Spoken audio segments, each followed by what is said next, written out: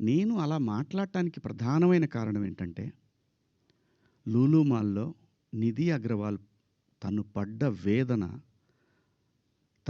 తన కార్‌లోకొచ్చిన తర్వాత తను ఎంబ్రాసింగ్‌గా ఎలా ఫీల్ అయిందో, అది నా మైండ్‌లోంచి పోలేదు.